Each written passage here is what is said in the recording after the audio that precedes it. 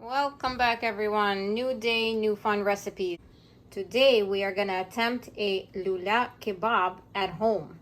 So we're gonna use skewers and try to put ground meat on top of it. So here I have my usual. I have my beef, I have my chicken, 4 eggs, so 2 eggs per package of meat, my spices, and the filler that I'm gonna use for this recipe is rice. I just want to make sure that everything is very sticky and can stay on the skewer itself. In terms of the herbs, this is my lineup for this dish. I have black pepper, onion powder, turmeric, parsley, ground cumin, and salt. You can of course use your usual or whatever you prefer. I will now mix everything together.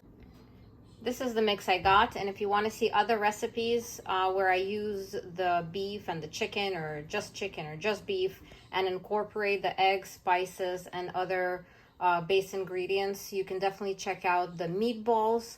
The base ingredient there is the quinoa. Then there's also the stuffed peppers. I believe there's rice in there. Sometimes I use matzo meal as for the at-home burger recipe, and you can actually use many other ingredients such as potatoes or zucchini, and I will have recipes coming up with that as well. So for now, this is our mix. I'm using rice because I want it to remain sticky and be able to adhere to the skewers and not fall off. So we'll definitely try this out and see if this works. Alrighty, here we go. I got my skewers, and for the real dish, obviously the skewers are a bit wider. Again, this is not an authentic recipe.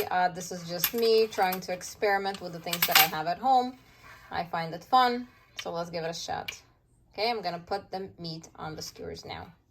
Okay, so the way you would do it is you would take a ball of meat into your hands, wrap it around the skewer, and start pushing along down towards the bottom until you have it on the skewer securely. Okay, so this is how I formed it. Chances are it wouldn't hold if you pick it up, but if you shape it a little bit this way, once it starts cooking through, you're gonna put it into the oven. Once it cooks, it's gonna stiffen up, so you may be able to actually lift up the stick and say you have a Lula kebab.